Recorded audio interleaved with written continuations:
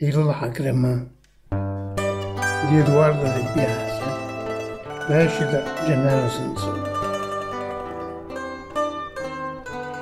Il lacrima sono gocce nella sorgente, cadono coppie ciure e danno la vita. Quando ti credi che si sono asciuttate, all'improvviso tornano a cadere.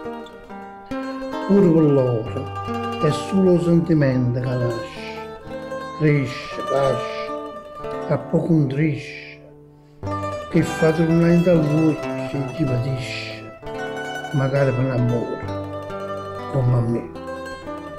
Ste gocce d'acqua come fanno bene, pure se vuoto l'anima è scontenta, calmano il cuore, quando legge e pena. Si scendono, sta sempre perché.